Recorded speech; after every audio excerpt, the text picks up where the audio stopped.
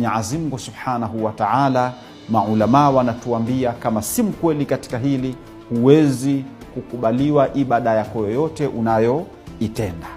Hivyo awwalu ibadatillah, la kwanza katika ibada ya Mwenyezi Mungu, kwenye ibada ya Mwenyezi Mungu, almaarifatu bihi, ni kumtambua yeye Mungu. Na ndio maana mshirikina, tunapomwita mtu mushrik, ni yule aliyetenda ibada au kile tunachosema kwamba kinastahiki atendewe Mungu, akakitenda kwa mwingine kwa itikadi kwamba hicho ndicho kinachotekeleza salahia miongoni mwa salahia za Allah Subhanahu wa Ta'ala. Huyo anakuwa ni mushrik. Hivyo pale unapofanya ibada zako, usitasawar, usifikirie kingine zaidi ya Mwenyezi Mungu. Isiwe unayemfanyia ibada hiyo una utambuzi naye.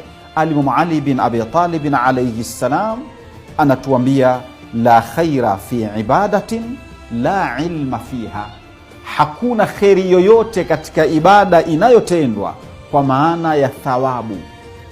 Hakuna thawabu, hakuna ubora, hakuna kheri yoyote kwenye ibada inayotendwa la ilma fiha, hakuna ilmu, hakuna utambuzi katika ibada hiyo. Anayeitenda ibada hiyo anaitenda nje ya kumtambua kwake Mwenyezi Mungu, nje ya kuitambua ile ibada yenyewe anayoifanya kwa Mwenyezi Mungu Subhanahu wa Ta'ala.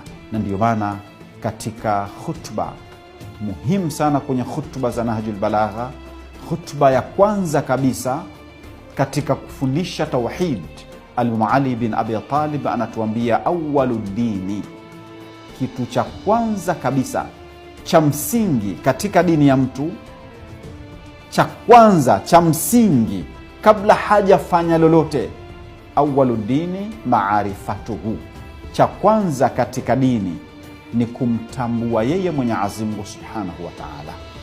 Kabla hujafanya ibada yoyote, ujue unayefanyia ibada ni nani na kwa nini wafanya ibada hiyo, ni kwa msukumo gani unaifanya hiyo ibada.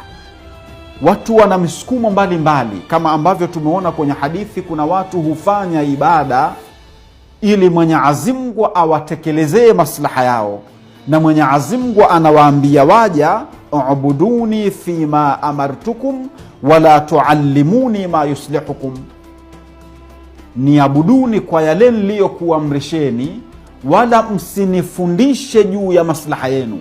Kuna watu wanataka ibada zao ndiyo zitengeneze maslaha yao